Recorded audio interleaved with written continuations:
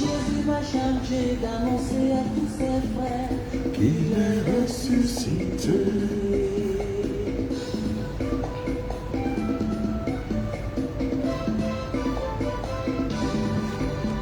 Jésus m'a chargé d'annoncer à tous ses frères qu'il est ressuscité.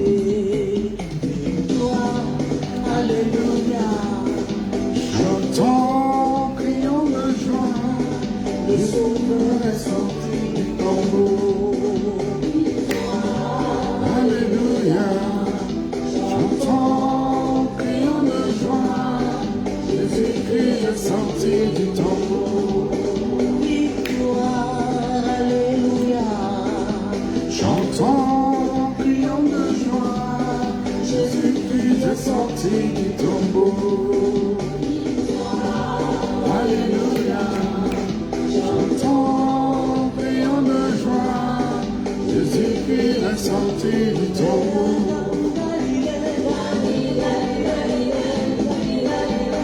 Je viens de la Galilée, Jésus-Christ m'a annoncé à tous ses frères qu'il est ressuscité.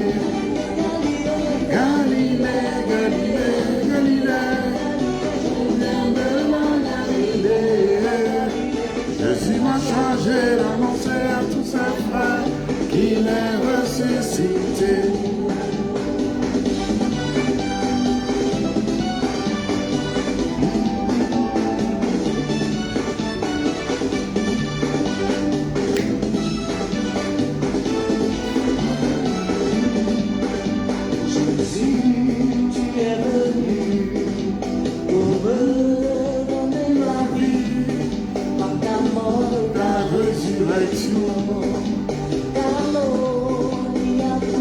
Alléluia.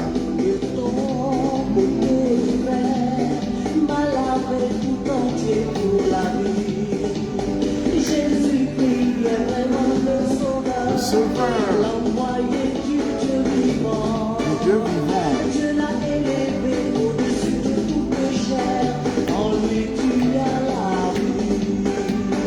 Jésus-Christ est vraiment le Sauveur. Le Sauveur.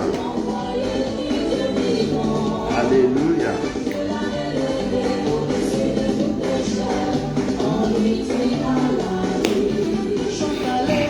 Alléluia. Chante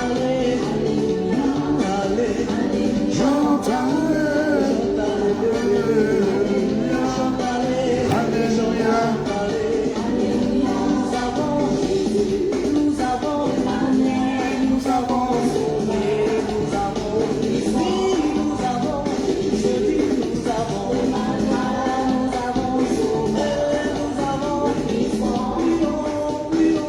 Jésus est plus haut. Jésus est plus haut. Jésus est élevé. Jésus est élevé. Alléluia. Au moment le plus dur, ta maison résiste encore. Que Jésus soit ton rocher, car moi j'ai bâti sur ce rocher. Oui, quand viendra la tempête, ma maison résistera. Et moi je vivrai en paix. La pluie et le vent souffleront. Alléluia. Alléluia. Shalom à tous les bien-aimés. Père éternel, nous te rendons grâce ce soir. Nous te bénissons, Dieu Tout-Puissant. Nous t'élévons, nous t'exaltons, Seigneur. Dieu Tout-Puissant, Seigneur, merci pour ce moment que tu nous as permis, Seigneur, d'être vivant et présent, Seigneur, à ce rendez-vous pour savourer le festin, le repas spirituel, Seigneur, ce festin pour savourer ton repas spirituel, Seigneur. Nous prions que ton Saint-Esprit nous enseigne, nous conduise dans toute la vérité. Que toute la gloire te revienne, prépare nos cœurs, fais tomber les écailles de nos yeux, Seigneur, pour que nous comprenions ta parole, les mystères cachés de ta parole, les révélations de ta parole, Dieu Tout-Puissant. Nous te rendons grâce, nous t'exaltons dans le nom précieux de ton Fils Jésus-Christ. Amen. Shalom, Raïssa. Shalom, mon frère Pépé. Shalom, tous ceux qui sont là. Partagez et que Dieu vous bénisse abondamment. Shalom à tous ceux-là qui nous écoutent à travers le monde. Shalom pour ceux qui vont nous écouter plus tard. Shalom pour ceux aussi qui ne connaissent pas encore le Seigneur, mais que Christ vous appelle à la repentance. Dieu vous aime. Voilà pourquoi il a envoyé son Fils unique, le Seigneur Jésus-Christ, pour venir mourir à votre place, à notre place, à la croix du Calvaire. Bienvenue à ce grand festin. Le thème de ce soir, c'est l'évangélisation selon le standard du Seigneur Jésus-Christ.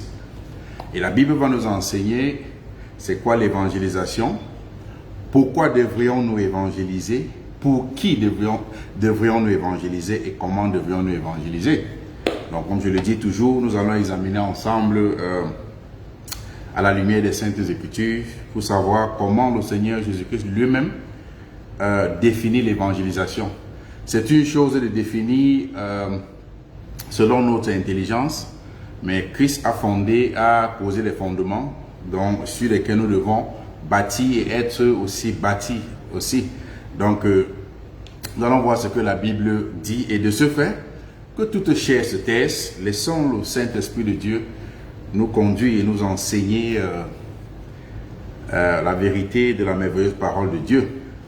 Pourquoi ce thème aujourd'hui, Dieu m'a mis à cœur de partager? Parce qu'aujourd'hui dans le monde, nous voyons beaucoup de nouveaux styles, un nouveau style d'évangélisation qui ne s'accorde pas aux Saintes Écritures. Nous voyons aussi une autre catégorie de personnes qui n'aiment plus aller évangéliser les âmes au Seigneur parce qu'ils s'estiment être très grands ou très supérieurs, être maintenant des boss ou des managers. Nous voyons aussi une autre catégorie de chrétiens qui n'aiment pas évangéliser parce qu'ils ont honte d'aller évangéliser. Ils ont honte de ce que le monde va dire, de ce que les gens vont parler d'eux. Nous voyons une autre catégorie de chrétiens. Ceux-là, le jour où ils décident même d'aller évangéliser, c'est pour des gains sordides, c'est pour un mauvais motif. Ils ne partent pas évangéliser les âmes perdues au Seigneur. Donc, nous allons commencer déjà pour savoir c'est quoi l'évangélisation. Parce que l'enseignement de ce soir est dans la profondeur des Saintes Écritures. C'est quoi l'évangélisation? Selon la Bible. Parce qu'il y a l'évangélisation selon le monde, mais selon la Bible. L'évangélisation est le fait d'annoncer la bonne nouvelle du royaume de Dieu, comme Christ nous a commandé de faire. Donc, l'évangélisation, c'est annoncer aux autres, annoncer la bonne nouvelle du royaume de Dieu, comme le Seigneur Jésus-Christ nous a demandé de faire. Et parce que cette bonne nouvelle du royaume que nous annonçons, c'est, je peux dire quoi? La bonne nouvelle du royaume, c'est annoncer le don, le salut que Dieu a donné au monde à travers le Seigneur Jésus-Christ. Donc, c'est ça la bonne nouvelle du royaume, le don du salut en Christ Jésus que Dieu a donné aux hommes et aux femmes à travers la repentance du péché. C'est ça la bonne nouvelle qu'il faut annoncer. Et Christ nous envoie aller annoncer sa bonne nouvelle à travers le monde.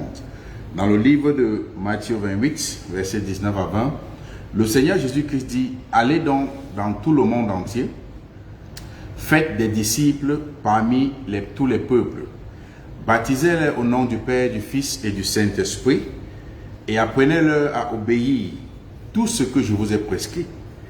Et je suis avec vous chaque jour jusqu'à la fin du monde. Donc, nous voyons que le Seigneur Jésus-Christ donne cet ordre à ses disciples d'aller par tout le monde entier, gagner des disciples pour lui, pour Christ. Pourquoi? Si nous nous considérons comme disciples du Seigneur Jésus-Christ, nous avons cette obligation, nous avons ce commandement d'aller par tout le monde. Nous ne devons jamais nous lasser pour gagner des âmes au Seigneur. Parce que gagner les âmes au Seigneur, c'est ce commandement-là que l'Éternel nous donne, d'aller gagner des âmes. Parce que avant que nous arrivions aussi au salut, des gens nous ont annoncé la bonne nouvelle du royaume.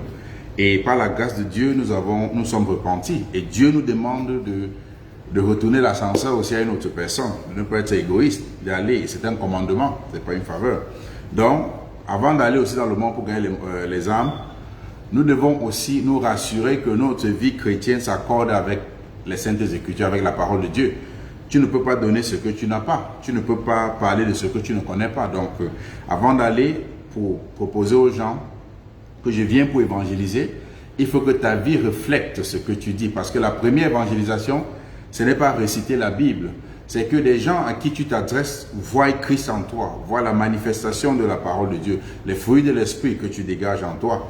Donc, c'est ça que Christ nous demande de faire. Donc, avant d'évangéliser, il faut être déjà un disciple. Un disciple, c'est celui-là qui suit quelqu'un. Donc, nous devons suivre Christ selon le standard de Christ, pas selon notre propre standard.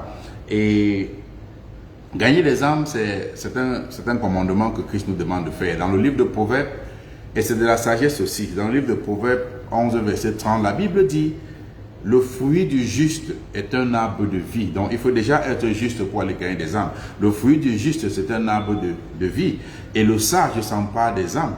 Donc, ce qui signifie que ceux qui ne s'impliquent pas, les disciples de Christ, qui ne vont pas s'impliquer à gagner des âmes pour Christ, sont considérés comme ceux-là qui manquent de sagesse. Parce que la Bible dit « Le fruit du juste est un arbre de vie ». Les sages s'emparent des âmes.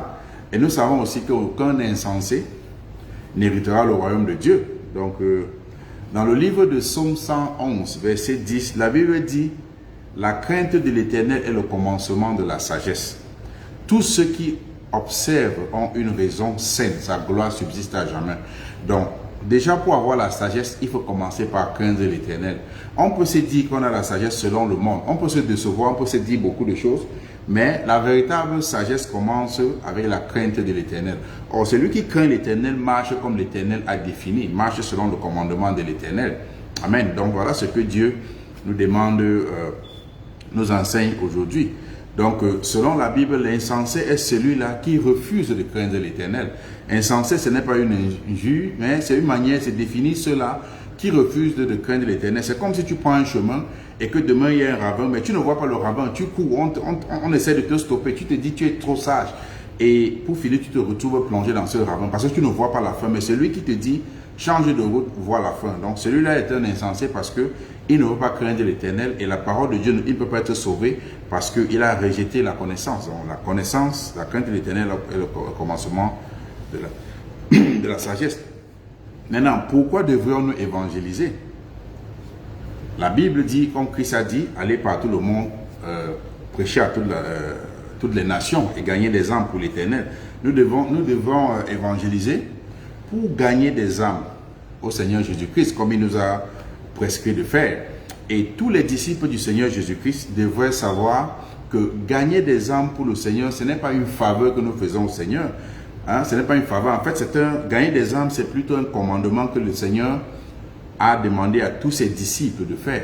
Donc, nous devons faire de l'évangélisation notre mode de vie en toute saison. Ce n'est pas à certains disciples, non. Toute personne qui est disciple doit gagner des âmes à Christ. C'est un commandement que Christ a donné. Et dans l'église, on entend plutôt parler de ça parce que les gens s'intéressent seulement au je veux mon visage, je veux ma voiture, je veux ceci. On chante les Alléluia, les gens sautent, ils tombent, on ne laisse pas les bonbons messages. Donc, Christ te demande d'aller gagner des âmes pour l'autre. Parce que Dieu va te poser la question de ce que tu as fait de ton frère ou de ta soeur. Donc, c'est ce que la parole de Dieu enseigne. Donc, nous devons gagner des âmes pour l'Éternel. Et la Bible dit, dans le livre de Luc 15, verset 10, que il y a de la joie dans le ciel quand une seule âme se repent. Quand un pécheur se repent, les anges de l'Éternel célèbrent ce pécheur-là qui s'est repenti. Donc ton nom est célébré au ciel. Imagine que tous les anges de Dieu célèbrent le nom de quelqu'un, non? Pour dire, ah, mon autre frère, bienvenue à la maison. Donc c'est une joie pour faire toutes ces choses-là. Mais malheureusement, beaucoup je vais dire soi-disant chrétiens aujourd'hui, sont des chrétiens lorsqu'ils sont uniquement dans leur assemblée. Nous voyons des gens qui se disent chrétiens uniquement quand ils sont dans leur assemblée. Ou je vais dire église, mais je ne veux pas dire église parce que l'église c'est le corps du Christ. Donc une fois sortis de leur assemblée, la plupart ont honte. La plupart ont maintenant honte d'annoncer la bonne nouvelle du royaume de Dieu aux brebis perdues de Jésus-Christ. Parce que la bonne nouvelle, tu annonces aux brebis perdues du Seigneur Jésus-Christ. Ce ne sont pas tes brebis. Et quand tu poses la question à ce style de personnes, ils vous diront que même si ils ne vont pas évangéliser, ce qu'ils vont te dire, même si nous n'allons pas évangéliser, nous sommes toujours des bons chrétiens. Ils vont te dire que parce que Moi, j'écoute la parole de Dieu dans une assemblée. Donc, même si je ne m'avais pas évangélisé, je suis toujours un bon chrétien. Et selon eux, ils vont te dire que même si je ne peux pas évangéliser pour le Seigneur, je suis toujours bon chrétien. Et il faut que vous sachiez une chose. Le Seigneur Jésus-Christ ne nous a pas envoyés. Je vais prendre un exemple comme ça que nous allons comprendre. Le Seigneur Jésus-Christ nous a pas envoyé dans l'aquarium. Mais il nous a plutôt envoyé à évangéliser dans la mer. Il ne nous a pas envoyé à évangéliser dans l'aquarium. Pourquoi je prends l'exemple de l'aquarium? L'aquarium est comme la figure qui représente des âmes qui sont déjà sauvées du monde. C'est comme quand tu as un poisson dans l'aquarium, ça t'appartient, c'est déjà réservé. Donc, le Seigneur ne nous a pas envoyé d'aller dans l'aquarium pour évangéliser. Le Seigneur nous a envoyé d'aller dans la mer, parce que la mer représente le monde et les pécheurs qui s'y trouvent. C'est eux. C'est à ceux-là que le Seigneur Jésus-Christ nous a envoyés, car ils ont besoin de la repentance. Certes, nous devons nourrir les poissons qui sont dans l'aquarium. Nous devons aussi évangéliser aux poissons qui sont dans l'aquarium. Mais la priorité, c'est ceux-là qui sont encore dans la mer. Parce que dans la mer, tout est permis. Dans la mer, le requin peut venir, la baleine peut arriver, n'importe quel poisson, les faux pêcheurs peuvent arriver. Donc, ce poisson ne nous appartient pas. Donc, Christ nous envoie dans le monde, il nous envoie dans la mer évangéliser, qui est une figure de style. Donc, tous les chrétiens, nous devons aller plus dans la mer évangéliser. On ne parle pas... et même toi, quand tu travailles, l'argent qui est dans ton compte, ça t'appartient. Quand tu pars travailler, c'est creuser l'argent qui est dehors pour ramener dans ton compte. Donc, ce n'est pas l'argent qui est dans ton compte qui est le problème, ça t'appartient déjà. Donc, Christ nous envoie dans la mer pour aller évangéliser, pour aller gagner des âmes pour lui, comme il nous a prescrit de faire. Donc, je vais conseiller les chrétiens qui pensent que non, on ne doit pas. Non, certes, on doit nourrir ceux qui sont déjà dans l'assemblée, on doit les enseigner, mais la priorité, c'est gagner ceux-là qui sont encore dans le monde, qui sont encore dans la mer, où tout prédateur peut les dévorer, où les faux pécheurs peuvent aussi les attraper. Donc, je vais conseiller tous les chrétiens d'arrêter toutes leurs excuses où ils essaient tout de justifier le fait qu'ils ne partent pas évangéliser aux brebis perdues du Seigneur. Et Christ nous faisait comprendre que quiconque aura honte d'annoncer l'évangile, son évangile, aux hommes, lui aussi il va avoir honte de nous le jour du jugement. En fait, dans le livre de Luc 9, verset 26, l'Éternel nous avertit en disant que quiconque aura honte de moi et de mes paroles, parce que pour aller annoncer l'évangile, c'est la parole de Christ. Or, celui qui refuse parce qu'il a honte, Christ dit, quiconque aura honte de moi et de mes paroles, les paroles de Christ, le Fils de l'homme aura honte de lui quand il viendra dans sa gloire et dans celle du Père et des saints anges. Et si Dieu a honte, Christ a honte de toi ce jour, ça veut dire que tu n'as pas la vie éternelle. Christ parle en parabole, mais c'est ce qu'il veut dire. Donc, c'est important, nous devions évangéliser. Et l'autre question, c'est pour qui devrions-nous évangéliser? C'est important, parce que aussi, voilà l'erreur que beaucoup de personnes font. Quand ils décident même d'aller évangéliser, il y a beaucoup de questions qui se posent. Donc, nous devons uniquement gagner des âmes pour le Seigneur Jésus-Christ. On ne gagne pas des âmes pour un homme, pour un soi-disant homme de Dieu. Que cet homme de Dieu soit un vrai homme de Dieu ou pas. Ceux qui me suivent, je ne vais jamais dire à quelqu'un va gagner les âmes pour moi.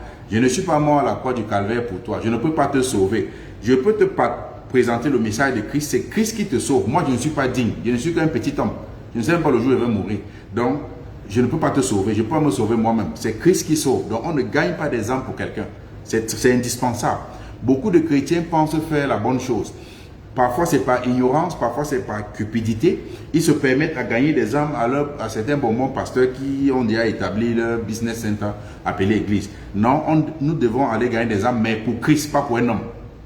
Vraiment, si un jour, moi, je vous dis qu'aller gagner des âmes pour moi, vraiment, amenez-moi à l'hôpital pour voir si je n'ai pas la fièvre. Parce que quelqu'un normal ne peut pas demander qu'on gagne des âmes pour lui. Je le dis même pour moi, le standard, c'est pour tout le monde.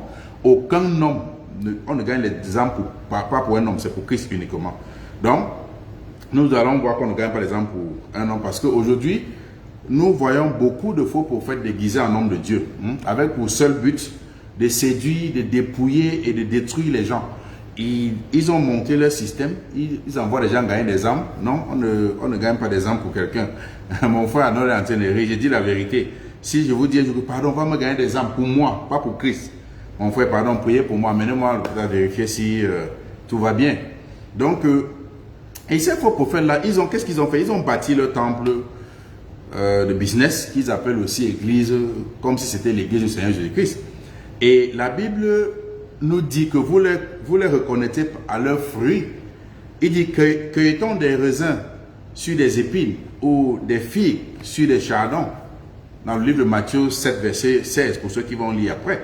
Donc, la véritable évangélisation doit être focalisée et centrée sur Dieu, le Père et son Fils Jésus-Christ uniquement, pas sur un homme. C'est indispensable à préciser. La vraie évangélisation est celle qui est dirigée par le Saint-Esprit, pas selon l'intelligence des hommes. La vraie évangélisation n'est pas de gagner des âmes pour un homme, ni de vanter les soi-disant méga church. Parfois aujourd'hui les gens parlent, oh, notre église, l'église de mon pasteur, ça peut quitter si ça arrive ici, c'est à telle dimension, ça a 100 000 places. On ne parle pas vanter. La personne qui vient ne vient même pas parce qu'il est convaincu de venir à Christ, il vient aussi parce qu'il est émerveillé de cette, on n'a pas d'une église de 100 000 places. Non, la vraie évangélisation, si tu veux commencer un travail, on ne te dit pas la vérité à la fin et tu vas dire qu'on t'a trompé. Donc que les gens ne vont pas dire que non, Flatley vient à l'église, après il va changer. Il faut lui dire la vérité dès le départ, qu'il sache où il s'engage. On ne prêche pas les messages de flatterie pour avoir des gens, sauf si on a une idée derrière la tête pour se faire de l'argent, pour avoir un autre gain. La vraie évangélisation, on dit la vérité, on ne présente pas ce que les hommes ont acquis. On présente la parole de Dieu. La vraie évangélisation, autant pour moi, est celle qui est centrée et focalisée sur Christ et non sur les biens matériels. C'est ça la vraie évangélisation. C'est Christ qui est centré. Alors, si quelqu'un vient vous évangéliser en vous parlant des méga church de leur pasteur ou des biens matériels, soyez vigilants. Je vous en conjure de fuir pour votre vie. Ce n'est pas la parole de Dieu. Et on va voir que ce style de système n'a pas commencé aujourd'hui. Depuis dans le temps, autant des apôtres, des premiers apôtres, il y avait toujours des gens, au lieu de gagner des âmes à Christ, ils hissaient là, ils glissaient parmi les gens pour faire ce genre de pratiques abominables. On va voir dans le livre de Actes des Apôtres 20, à partir du verset 28 à 31, nous allons lire une histoire, ce que la Bible nous dit, ce qui s'est déjà passé, afin que nous nous mettions en garde.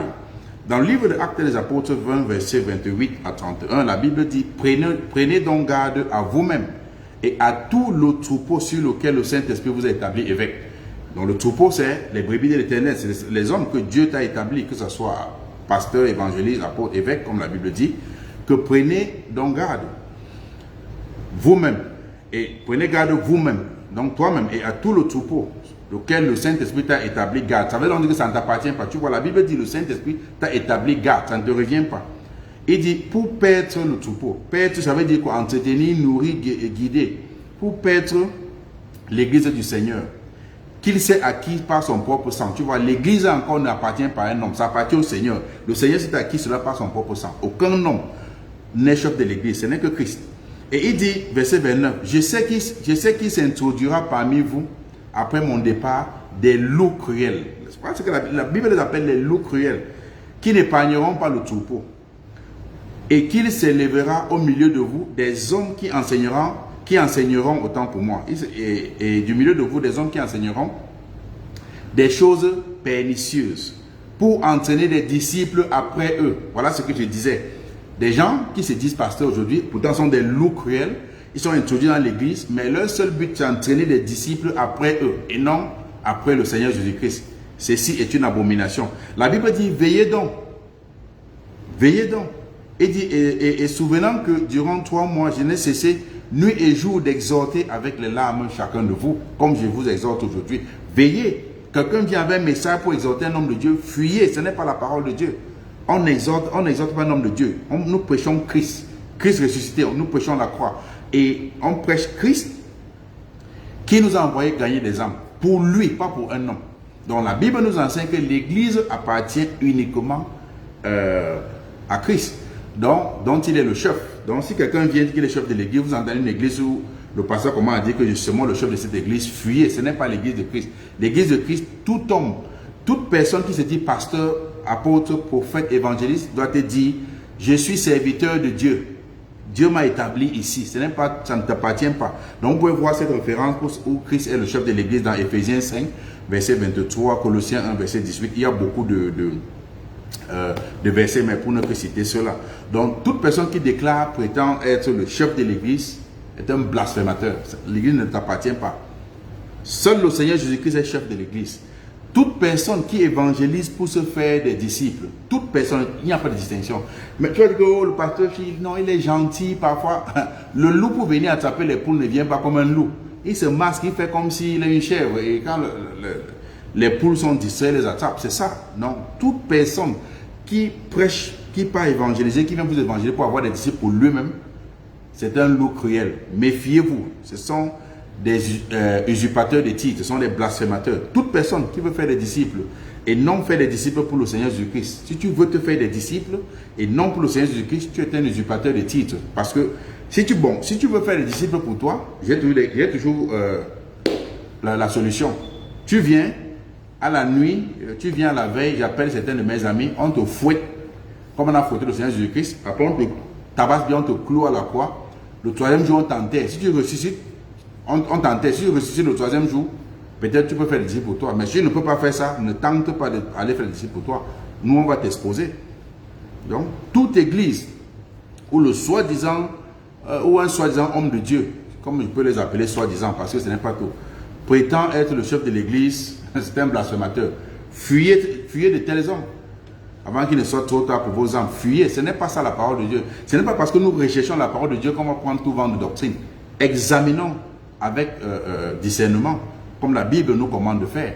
Ce n'est pas parce que nous sommes peut-être dans le besoin, on recherche Christ qu'on va prendre n'importe quoi. On n'avale pas tout. Examinons. Toute église où le soi-disant homme de Dieu prétend faire des miracles et non Dieu est un faux serviteur de Dieu, est un faux pasteur. C'est Dieu qui fait les miracles en son temps. Toute personne qui me dira que moi je fais les miracles et non Dieu qui fait au travers de lui, fuyez. Je vous dis de fuir. Fuyez de tels hommes. Parce que vous vous trouvez dans une épicerie. Ce n'est pas une église, c'est une épicerie, on vend tout. Et on va commencer à vous proposer des choses. Vendre l'eau bénie, l'huile. Même le mayangaï, on va vendre le tout aussi. Nous, on va vous exposer. C'est pourquoi ces faux pasteurs, ils enseignent toujours des choses contradictoires à la véritable parole de Dieu. Et c'est ce qu'ils aiment faire. Soyez vigilants, parce que plus tu es ignorant, plus tu as une machine pour leur produire de l'argent. Donc, fuyez. Et il faut savoir aussi que ce n'est pas tous les miracles qui viennent du Dieu de la Bible. Ce n'est pas tous les miracles. Ce n'est pas aussi tous ceux-là qui disent Dieu, qui sont en train de parler du Dieu de la Bible, du Dieu de la Bible, autant pour moi. Ce n'est pas tous les miracles qui viennent du Dieu de la Bible. Donc, soyez très prudents. Et évitez de tels hommes parce qu'ils vont vous entraîner vraiment à la perdition. Ce sont des loups cruels, comme la Bible les a définis, des loups ravisseurs. Ils ont une seule intention pour vous dépouiller. Donc, il faut savoir que beaucoup d'agents des ténèbres se sont introduits dans le monde aujourd'hui, comme la Bible le dit dans le livre de 1 Pierre 1, d'examiner tous les esprits pour savoir si ça vient de Dieu. Ce n'est pas tout ce qui dit Seigneur, Seigneur qui vient de l'Éternel. Soyons très prudents et examinons toute écriture, tout enseignement, il faut examiner avec la parole de Dieu. Ce que je vous enseigne, prenez votre Bible, examinez. On ne dit que non, je le connais, c'est mon frère. Examinez tout le monde. La loi, il n'y a pas d'exception parce que je sais que je prêche la vérité. Examinez tout le monde, commencez par moi. Ne vous laissez pas séduire. Ne dites pas que non, il est éloquent. C'est là, alors on vous trompe. Le vrai flatteur vient, il est éloquent. Méfiez-vous. L'éloquence n'est pas synonyme de vérité. Donc, comment devrions-nous évangéliser? Maintenant, c'est une autre question. Nous devons évangéliser uniquement selon le standard de Christ. C'est le seul standard que nous avons pour évangéliser. Pendant et après l'évangélisation, seule la sainte doctrine du Seigneur Jésus-Christ doit être prêchée. C'est la seule doctrine, la seule, qui est la sainte doctrine que Dieu le Père et de son Fils Jésus-Christ que nous allons prêcher aux hommes. On ne doit rien ajouter à ça. On ne vient pas pour lui pour dire, bon, je pense que. On ne pense pas ce que Dieu a déjà dit. On doit prêcher ce que Dieu nous a envoyé de faire. Amen. Et sachez aussi que la vraie évangélisation, selon le standard de Dieu, ne peut pas se faire sans l'assistance du Saint-Esprit, comme je l'ai dit tantôt.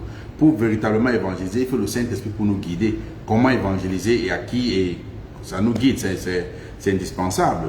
Et nous avons pour seul manuel la Bible. La Bible est le seul livre que Dieu nous a donné pour étudier et pour enseigner les autres afin que nous soyons prêts quand nous allons quitter ce monde.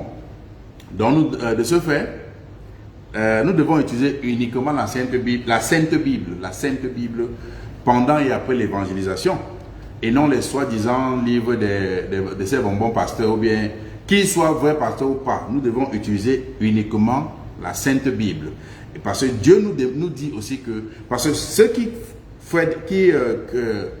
font des livres pour ajuster, nous ne sommes pas sûrs si c'est basé sur la vérité. Or, nous avons l'assurance que la Sainte Bible vient de l'Éternel.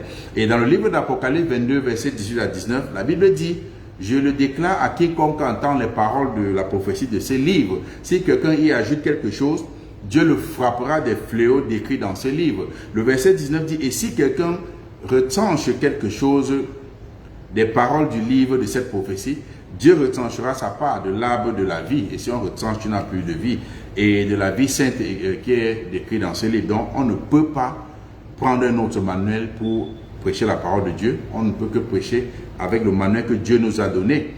Dans ce verset, le Seigneur parle aussi à travers l'apôtre Jean, afin de mettre quiconque enseigne la parole de Dieu en garde, pour savoir qu'on ne peut que prêcher la sainte évangile de Christ. Et il met aussi ceux-là qui veulent prêcher un autre évangile en garde, que si vous essayez, voilà des conséquences que vous allez faire face. Et Dieu le dit clairement. Et en tant que disciple du Seigneur Jésus-Christ, excusez-moi, il est indispensable d'aller évangéliser, mais nous devons gagner des âmes pour Christ uniquement, comme je l'ai dit. C'est important de préciser. D'autres décident d'aller évangéliser, mais je veux gagner pour mon pasteur. Non, c'est pour Christ, selon le standard de Christ. C'est indispensable. Excusez-moi. Pendant et après l'évangélisation, nous devons utiliser comme référence la Sainte Bible. Je sais pourquoi je répète ces choses-là. La Sainte Bible uniquement. C'est le seul livre que Dieu a donné à l'humanité pour étudier et enseigner d'autres. Et c'est ce livre-là que nous savons que c'est la parole de Dieu. Donc, nous devons rester, nous focaliser avec la parole de Dieu uniquement. Ne me comprenez pas mal. Je ne suis pas en train de dire que certains livres écrits par certains hommes de Dieu, certains hommes qui ont la crainte de Dieu, certains livres écrits par certains hommes qui ont la crainte de Dieu, pour faciliter la compréhension aux nouveaux croyants, est un péché. Je ne dis pas que c'est un péché, mais à une condition. Les livres que certains hommes de Dieu qui disent qu'ils craignent Dieu, s'ils ont écrit certains livres pour faciliter la compréhension des nouveaux croyants ou des croyants, ce n'est pas un péché. Si ces livres sont vendus gratuitement, sont partagés gratuitement et non vendus, si les livres sont partagés gratuitement. Dans le livre de Matthieu 10, versets 7 à 8, la Bible dit: allez, prêchez. Donc tout le moyen que tu utilises pour prêcher, prêchez. Et dites: le royaume des cieux est proche. Repentez-vous. Guérissez les malades, ressuscitez les morts, purifiez les lépreux, chassez les démons. Vous avez reçu gratuitement, donnez gratuitement. Car Dieu ne nous a jamais vendu le salut. Dieu nous a donné le salut gratuitement au travers du Seigneur Jésus-Christ. Donné gratuitement. Donc, moi je ne peux pas recommander à un jeune croyant, surtout un nouveau croyant, de lire les livres des hommes de Dieu. Je ne peux pas recommander ça à un jeune croyant, plutôt que de lire la Bible. Je peux pas dire à un jeune croyant que étudie plutôt les livres des hommes de Dieu que d'étudier la Bible. Pourquoi? Je vais vous donner la raison. Parce qu'il serait très difficile à un jeune agneau, de distinguer les loups déguisés en agneaux parmi les vrais agneaux. Le petit agneau là, ça serait difficile pour lui de distinguer le loup de distinguer les loups déguisés en agneaux parmi les vrais agneaux. Donc, si Dieu te donne peut-être un message et tu veux publier dans un livre pour faciliter la compréhension aux croyants, aux jeunes croyants, ce n'est pas un péché. Qu'est-ce que tu peux faire? Dans mon cas, tu peux parler avec tes frères dans l'assemblée, dire que voici ce que Dieu a demandé de faire, et vous allez voir combien ça coûte pour peut-être imprimer peut-être 1000 livres. Entre vous, les frères de l'église, d'autres frères dans le monde, vous cotisez l'argent uniquement pour ces livres. Et une fois que les livres sont prêts, ont été imprimés, vous partagez gratuitement. Pourquoi on croit qu'on part toujours à Dieu pour aller voler aux gens? Non, si Dieu a mis ça en cœur, on investit, on fait ça, on partage. Quand Dieu a envoyé Christ nous prêcher, il ne nous a pas demandé de participer. Christ est venu de lui-même et il se sont arrangé au ciel comme il a arrangé son Père. Il est venu prêcher pour nous. Donc, mourir pour nous autant pour moi. Donc, c'est ce que la Bible nous demande de faire. On donne gratuitement. Par exemple, les premiers prophètes et certains disciples du Seigneur Jésus-Christ, les premiers disciples aussi, tels que les apôtres, l'apôtre Pierre, l'apôtre Paul, l'apôtre Jean, ils avaient été inspirés d'écrire une partie de la Bible. Tout cela on lit aujourd'hui, on prend des versets que Paul a écrits, l'apôtre Pierre et d'autres. Ils étaient inspirés par Dieu d'écrire une partie de la Bible. Mais aucun d'eux n'a vendu la parole de Dieu. Aucun d'eux n'a vendu la parole de Dieu. Pourquoi devions-nous faire ça aujourd'hui? Pourquoi voulez-vous le faire? Aucun des apôtres, l'apôtre Pierre, personne n'a vendu la parole de Dieu. Personne n'enseignait pour de l'argent. Il ne vendait pas. Voilà les exemples. Donc, on ne peut pas faire ces choses aujourd'hui. Après avoir évangélisé aux nouveaux disciples du Seigneur, ils doivent être aussi baptisés uniquement comme le Seigneur Jésus-Christ lui-même avait été baptisé. C'est-à-dire le baptême par immersion, comme la Bible l'enseigne. Nous pouvons voir ça dans le livre de Matthieu 3, versets 16 à 17, donc juste pour la référence. Donc, on ne peut pas vendre la Bible, les livres qu'on a écrits. Déjà, je ne conseille pas aux gens d'écrire ces livres. Mais si c'est Dieu qui t'a vraiment inspiré, tu peux trouver un moyen et tu le fais gratuitement. Aucun des apôtres, aucun des premiers disciples, ils n'ont vendu l'évangélisation ou les prédications, ils n'ont pas vendu ces choses. On ne peut pas faire ces choses-là aujourd'hui. Nous sommes bâtis sur le fondement des apôtres et Christ est la pierre angulaire. Ceux qui ont bâti le fondement n'ont pas fait ces choses. Nous, on veut faire ces choses aujourd'hui. Pourquoi? Non, ce n'est pas la parole de Dieu. Donc, nous ne sommes pas autorisés d'ajouter ou de retrancher quoi que ce soit dans la parole de Dieu. Dieu ne nous a pas donné ce mandat-là. Donc, le baptême aussi doit se faire exactement comme il est mentionné dans la Bible. Et nous devons également enseigner aux nouveaux croyants à étudier la parole de Dieu et aussi à témoigner les bienfaits de Dieu. C'est important parce que parfois aussi quand Dieu fait des bonnes choses et nous ne voulons pas ou nous oublions parfois de témoigner les merveilles de l'Éternel. Donc, les jeunes croyants, les nouveaux croyants, même les croyants, on va les enseigner comment témoigner les bienfaits de l'Éternel. Parce que tout véritable disciple du Seigneur Jésus-Christ devrait exalter Dieu à tout moment en témoignant l'amour de Dieu envers nous, en témoignant sa grâce, son pardon, ses faveurs, sa protection, ses provisions, ses bénédictions et la rédemption qu'il nous a donnée afin que nous ayons gratuitement le don du salut qui est en Christ Jésus, notre Sauveur. Tu vois, le don du salut, donc donné gratuitement. Donc, pendant et après l'évangélisation, aucun véritable chrétien ne devrait en aucun moment exalter un homme de Dieu au-dessus de Dieu. Ce n'est pas la parole de Dieu. Que cet homme de Dieu soit un véritable homme de Dieu ou un faux serviteur de Dieu, on ne doit pas exalter un homme à la place de Dieu. Car Dieu seul et le Seigneur Jésus-Christ doivent être loués et adorés. On ne peut pas faire ces choses. Et certains chrétiens, quand ils vont évangéliser, c'est que j'ai vu ces choses plusieurs fois, ils exaltent plutôt leur pasteur à la place de Dieu. Et c'est une abomination d'exalter un homme à la place du Créateur. Ils exaltent. Voici un peu comment les soi-disant chrétiens évangélisent. Ils te disent par exemple, viens dans notre église, mon pasteur fait des miracles, il fait des signes et des prodiges, mon pasteur a une grande église, méga church, mon pasteur a les voitures très chères, mon pasteur a son propre jet privé, mon pasteur ci, mon pasteur ça. Mais ce n'est pas ton pasteur qui est mort à la croix pour moi. Quand on parle évangéliser, on parle de Dieu au travers, on parle du salut que Dieu nous a donné au travers le Seigneur Jésus-Christ. On ne parle pas d'un homme. Que cet homme soit un véritable ou un faux, on parle de Dieu uniquement. Donc, si quelqu'un vient vous évangéliser, mais vous parlez plutôt de son pasteur au lieu à la place de Dieu, ne recevez pas ce genre de personnes. Fuyez. Votre vie est en danger. Je parle, c'est comme des amusements, mais c'est vrai. Ils savent ce qu'ils font. Si vous entrez dans une assemblée dite chrétienne, et le soi-disant pasteur ne prêche pas la sainte doctrine de Christ. Il ne prêche pas la sainte doctrine du Seigneur Jésus-Christ de la Bible. Je précise le Seigneur Jésus-Christ de la Bible parce qu'il y a un autre Seigneur Jésus-Christ ici dehors qui n'est pas de la Bible. La description, quand il regarde la Bible, il ne voit pas. Donc, si vous entrez dans une assemblée dite chrétienne et que le pasteur ne prêche pas la sainte doctrine du Seigneur Jésus-Christ de la Bible, sortez de là en courant. Vous allez croire que c'est la blague. Sortez en courant car votre vie est en danger. Cette soi-disant assemblée n'appartient pas à Christ. La Bible est claire.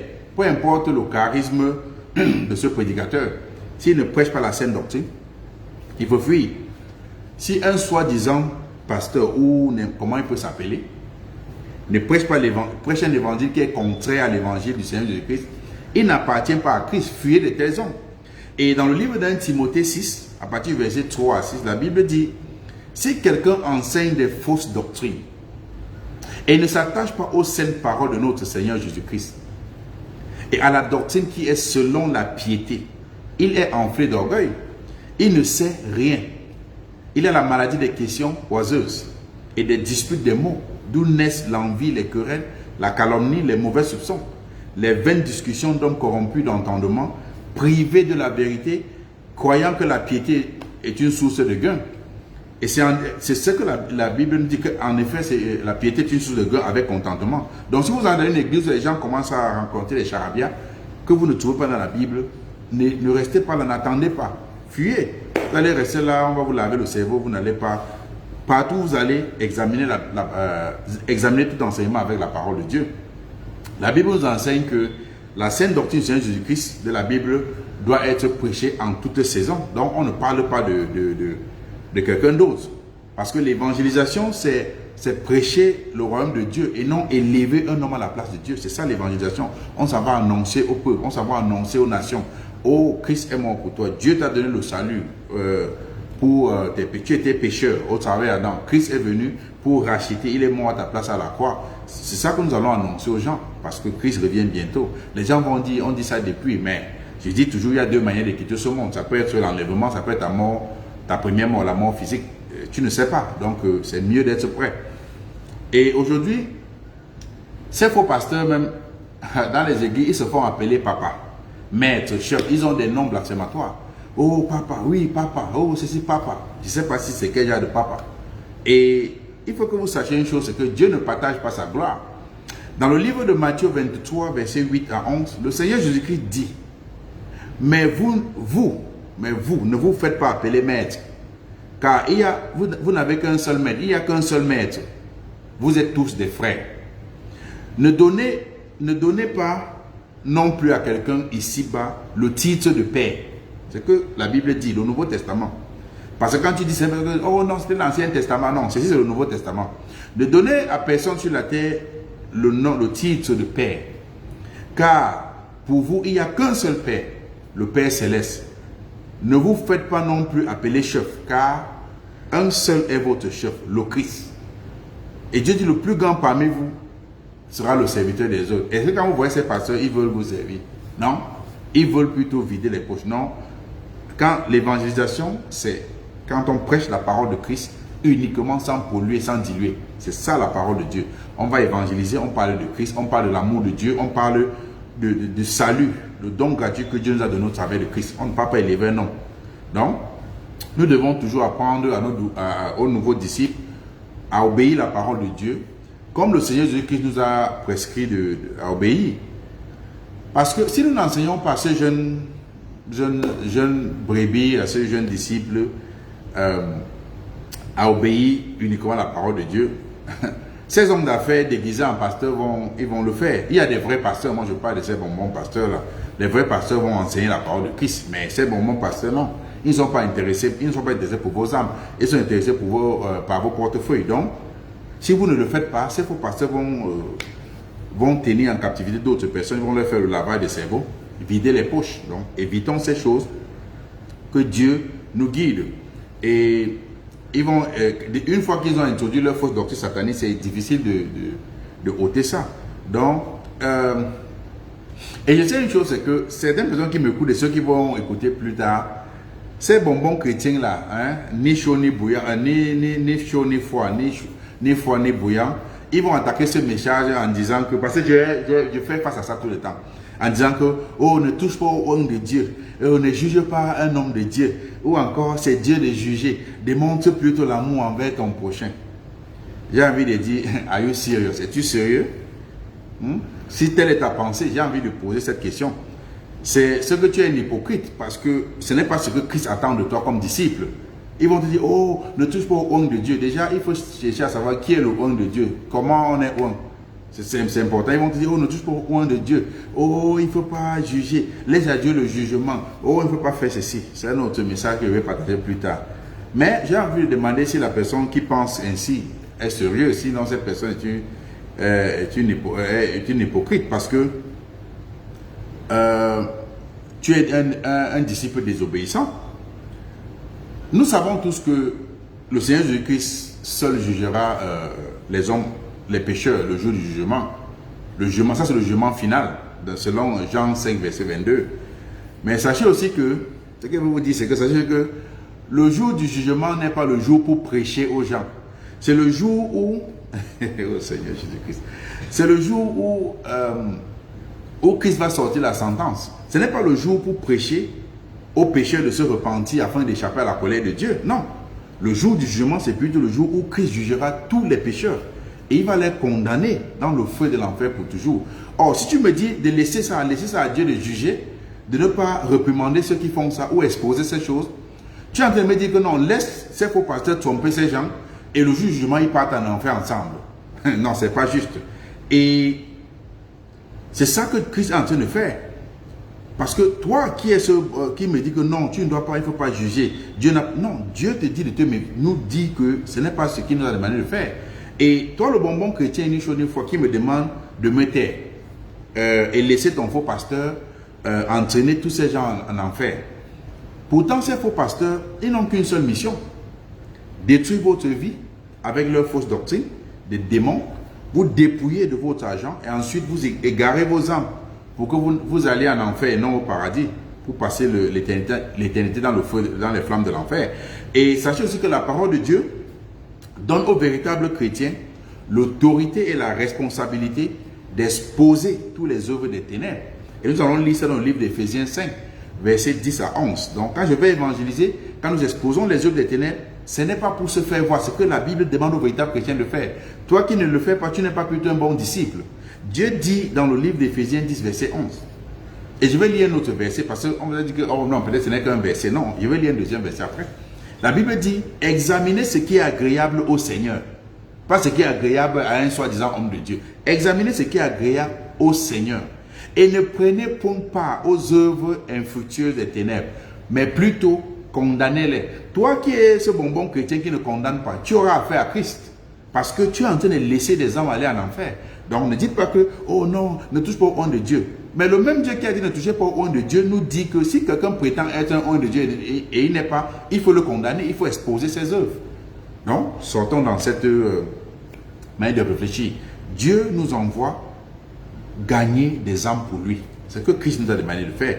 La Bible demande aux véritables disciples du Seigneur Jésus-Christ d'exposer et de condamner les œuvres des ténèbres pendant que nous sommes encore sur la terre.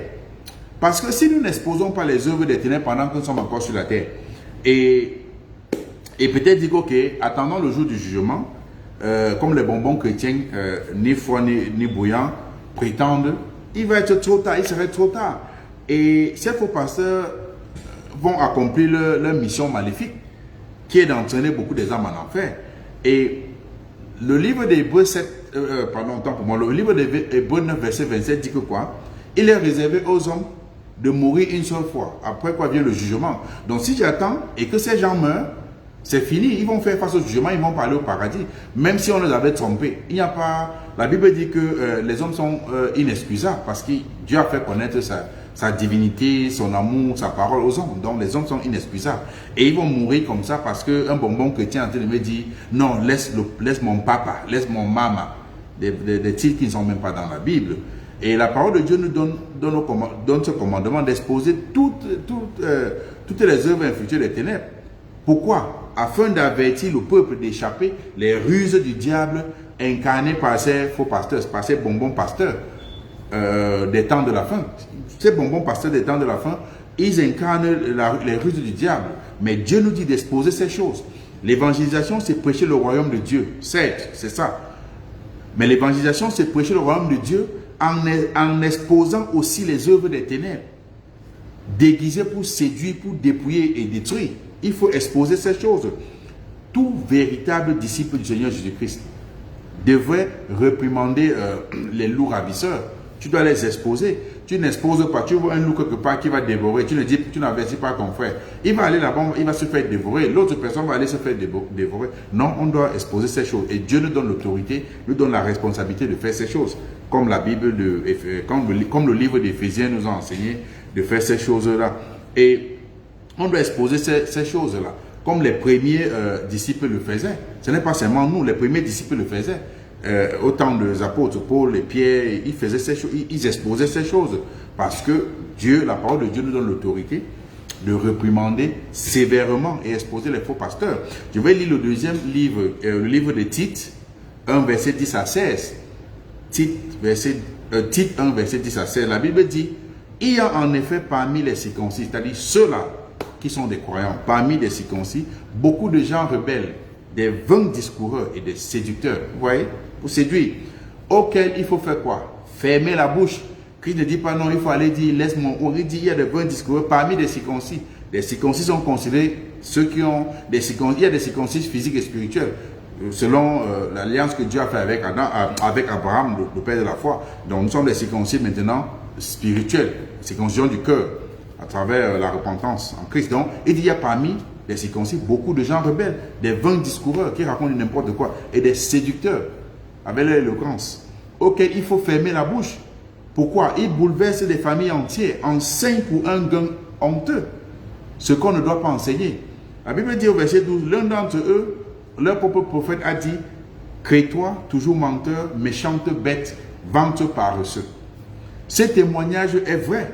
C'est pourquoi reprends-les sévèrement. Dieu ne dit pas, si tu peux évangéliser, et c'est bonbon pasteur, bonbon frère pour te déranger, tu reprends sévèrement. C'est une guerre. Afin qu'il ait une foi saine, quand tu vas les réprimander, et qu'il ne s'attache pas à des fables judaïques et à des commandements d'hommes qui se détournent de la vérité. Alors la parole de Dieu est claire. Tout est pur pour ceux qui sont purs, mais rien n'est pur pour ceux qui sont souillés et incrédules. Leur intelligence et leur conscience sont souillées.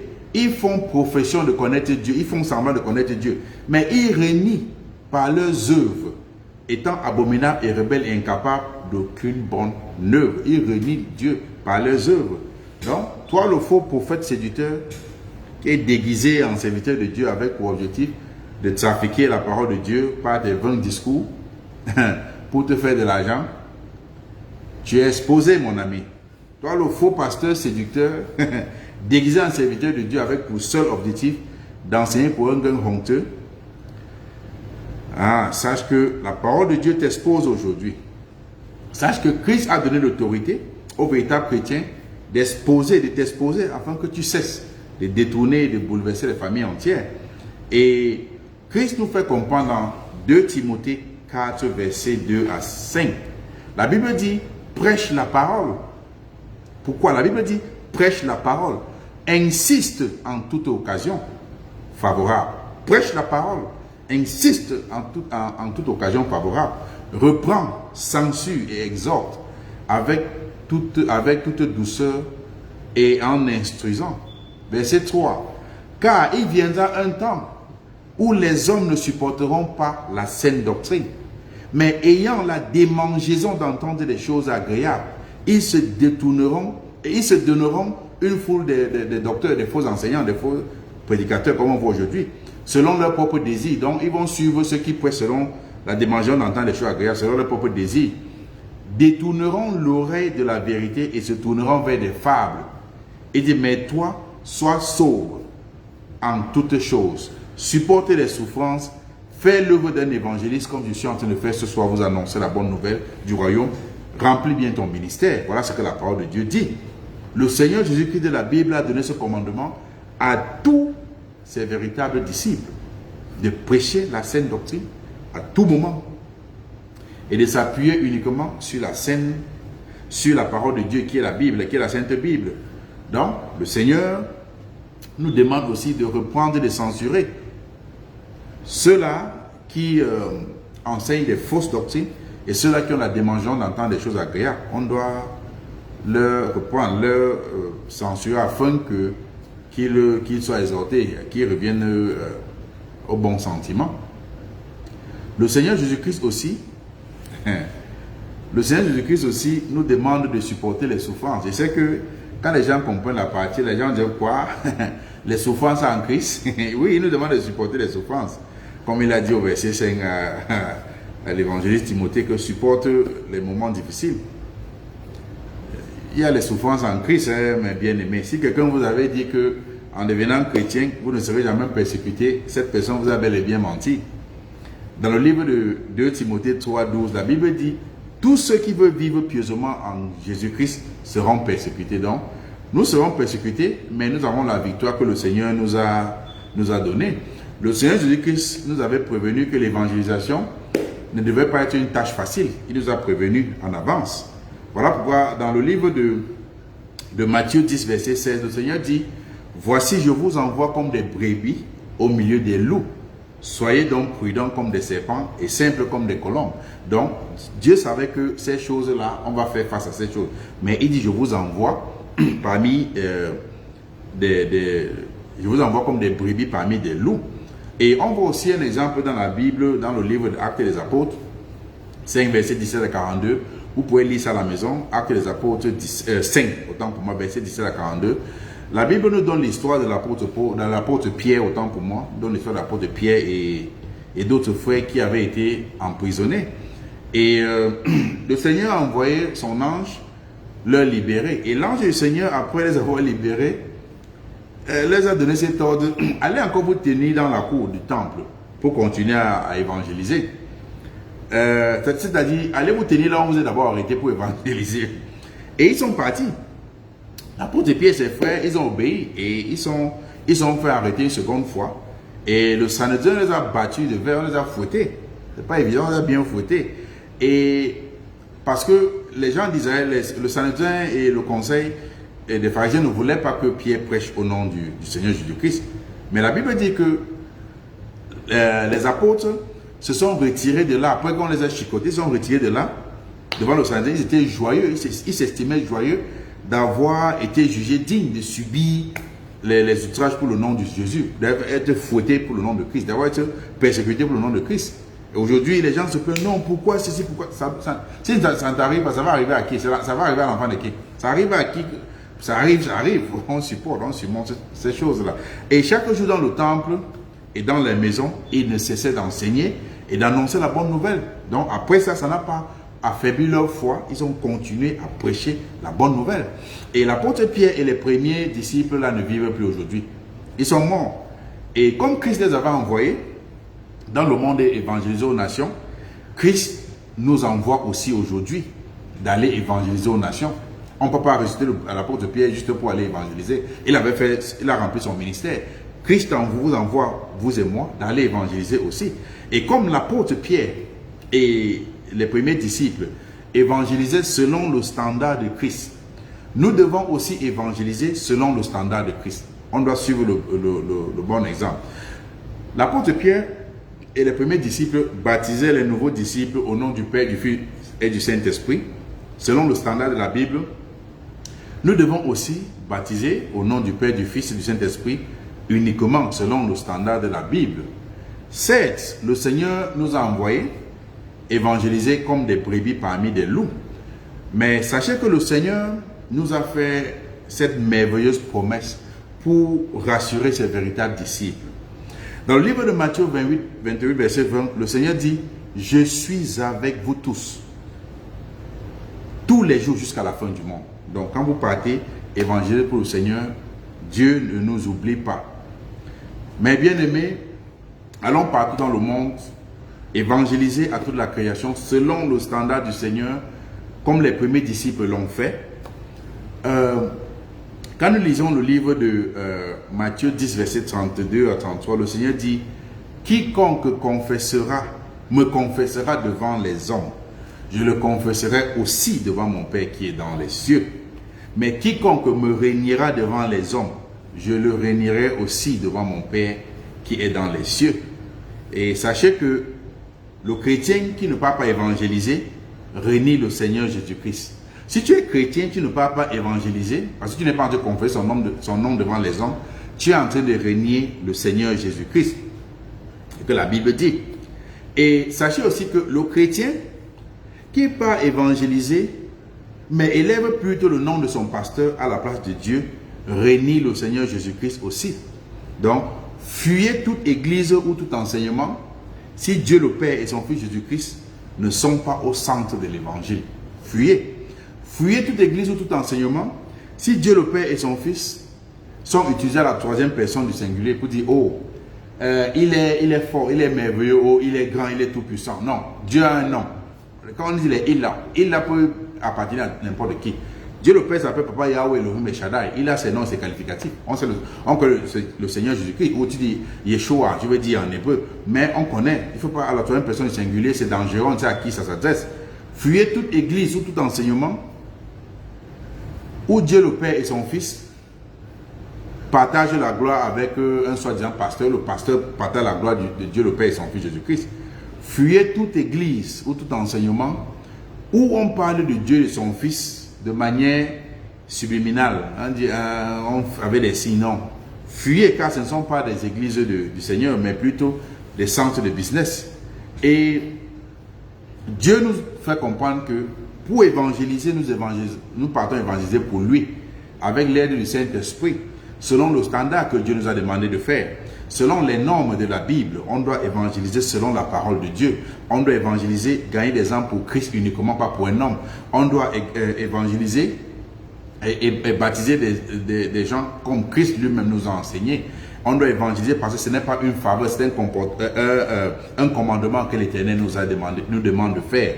Donc, pour tous ceux-là qui ne sont même pas encore nés de nouveau, il faut d'abord vous repentir, devenir un disciple afin d'aller évangéliser. Ça peut être au lieu de service, tu parles de Jésus-Christ, pas de ton pasteur ou de votre église, non. Tu parles de Jésus-Christ tout le temps, tu fais des témoins pour dire, oh, Dieu m'a sauvé de telle situation. Ne pas dire que j'étais malade, j'ai dit, papa, prie pour moi, papa a prié, et je me suis guéri. Non, ces choses-là, ça ne glorifie pas l'Éternel. Donc, nous allons avoir cette mentalité bérienne d'examiner les Écritures et aussi de témoigner les bienfaits de l'Éternel en tout lieu et en tout temps. Ça peut être au lieu de service, ça peut être à la maison avec des amis. C'est comme ça qu'on gagne des âmes. Mais nous allons nous rappeler une chose, c'est que notre style de vie est la première évangélisation. Tu ne peux pas être là, les poules se perdent au quartier, c'est toi qui voles. Demain, tu te tiens devant quelqu'un, Jésus t'aime, Dieu m'a envoyé te prêcher, les gens ne vont pas écouter, on va t'appeler voleur. Tu ne peux pas être là, tu vis dans la fornication, tu ne peux pas évangéliser. Tu ne peux pas. Tu ne peux pas être, tu vis dans l'adultère, tu tombes, que ce soit ta femme ou tu tombes ton mari, et tu peux évangéliser. Tu peux tomber sur celui avec qui tu tombes et il va t'exposer. Donc, pour évangéliser, nous devons d'abord avoir une vie qui plaît à l'Éternel. Nous menons une vie saine devant l'Éternel avec l'aide du Saint-Esprit. Et Dieu maintenant va nous utiliser comme instrument, comme un parfum de bonne odeur pour lui. Et il va nous utiliser pour gagner des âmes.